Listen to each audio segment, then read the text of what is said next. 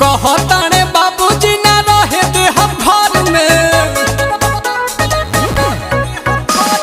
कहताने बाबूजी ना रहे दे हम घर में। चार बेरी हो रहलिया मेला दिन भर में, हो गईनी कंगाल हम तो माल के चक्कर में।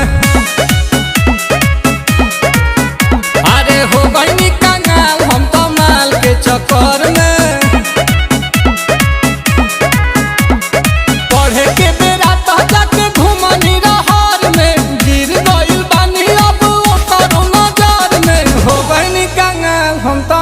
के चक्कर में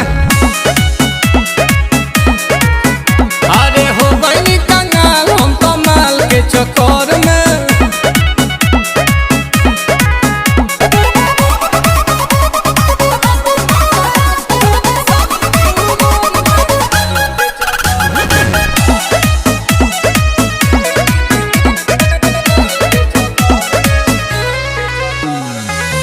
करेला पाप कोई पाकिट मरनी बाप के, गाली पछाप अभी ले बाउन के थाप के।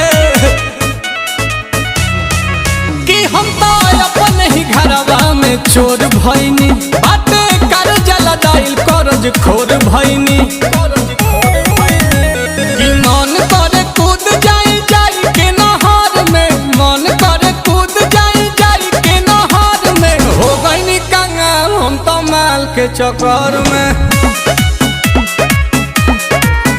अरे हो गईनी कंगाल हम तो माल के चक्कर में।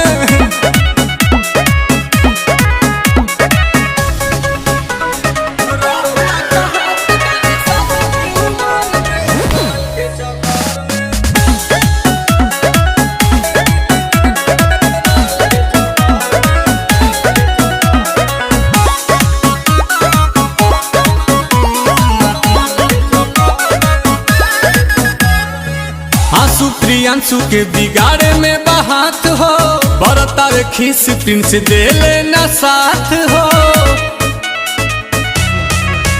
भैले नील कमल घर के न घाट के, अब तो मलियो भगाई देले डांट के। रड़ुआ का हाथ बानी शादी के उमर में, रड़ुआ का हाथ बानी शादी के उमर में। हो गईनी कंगाल हम तो माल के चक्कर में।